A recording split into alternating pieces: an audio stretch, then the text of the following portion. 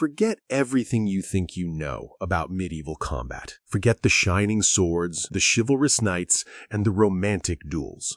What if the real purpose of a hail of arrows wasn't just to kill, but to completely shatter an army's will to fight before a single sword was even drawn? We see medieval war as a physical fight, a brutal numbers game of men and steel, but that's only half the story. This is the hidden dimension of medieval combat, a terrifying battleground of the mind, where fear was the sharpest weapon and despair was a strategy. In this video, we're exploring how these weapons weren't just made to break bodies, but to utterly conquer the human spirit. Picture this: you're a French knight standing in a muddy field. You're covered head to toe in the best plate armor money can buy. You are a walking fortress of steel and pride. Across from you, a line of English commoners. They're not nobles, they're not your equals.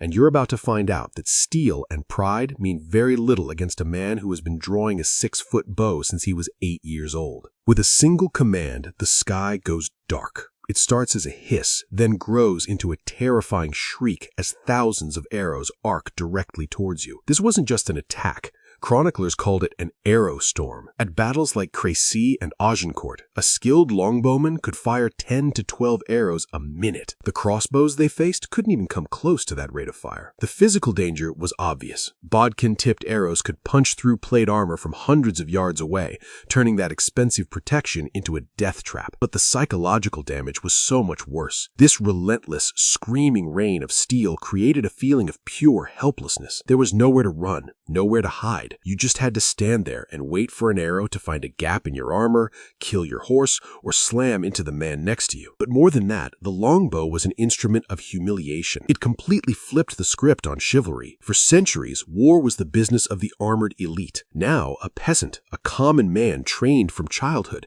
could kill a high and mighty nobleman from 200 yards away. Suddenly, the knight lost his prestige, his sense of superiority, and his control. He wasn't dying in a glorious duel. He was being picked off anonymously by an enemy he couldn't even see. The arrow storm wasn't just killing knights, it was killing the very idea of the knight. As armor got better at stopping arrows and swords, a new and even more horrifying predator appeared on the battlefield. It didn't cut, it didn't pierce, it crushed. The warhammer and the mace were the brutal answer to all that shiny plate armor. A sword might just glance off the helmet, but you can't parry pure, bone-shattering momentum. The psychology here taps into a very specific primal fear, blunt force trauma. A sword might give you a clean, quick death.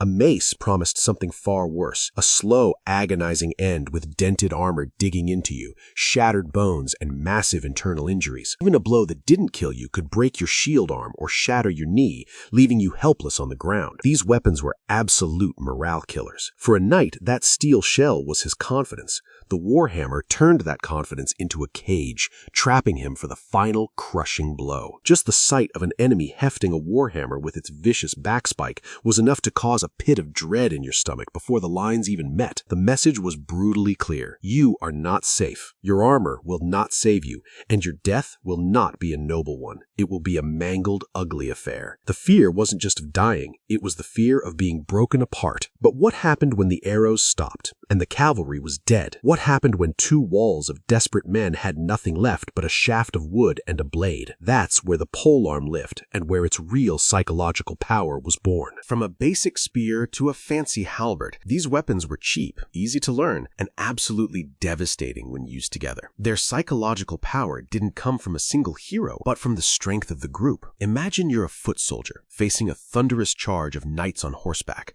On your own, you'd stand no chance.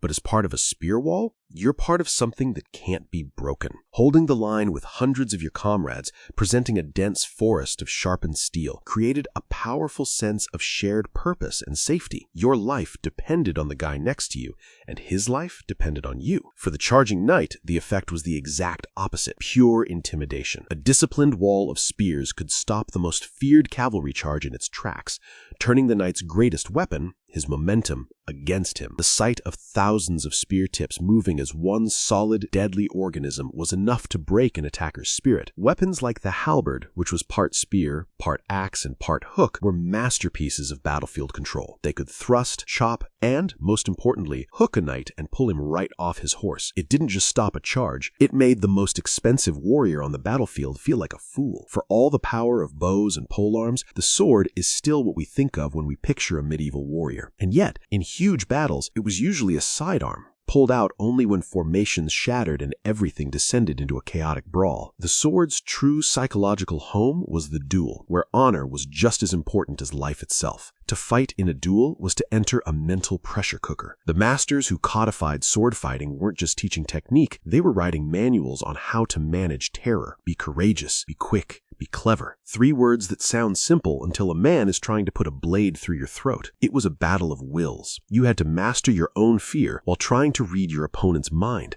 looking for that split second of doubt that would give you an opening. You weren't just trying to break his guard, you were trying to break his nerve. The sword and honor were tied together. Winning meant boosting your status. Losing meant public shame. That put an incredible mental weight on a fighter. Knights like Geoffroy de Charmy wrote openly about the fear they felt, but they saw mastering that fear as the mark of a true knight. It was a war within yourself, the terror of death fighting the terror of dishonor. And even for those who survived, the mental scars could last a lifetime. Some old texts describe what we would now call PTSD, with knights suffering from sleepless nights and haunting memories long after the fighting stopped. The French even had a name for it, the Sword of Sorrow, a metaphor for the trauma that even victory couldn't wash away. The sword was the most personal form of psychological warfare, a one-on-one contest where your very soul was on the line. From the relentless, suffocating dread of the longbow to the soul-crushing intimacy of a sword duel, medieval weapons were so much more than just tools. They were instruments of psychological warfare, each one fine-tuned to exploit a different human fear. The arrow storm attacked a soldier's hope. The warhammer shattered his sense of security. The spear wall tested his courage to stand with others, and the sword laid his individual soul bare. Medieval commanders and weapons makers understood on a deep, intuitive level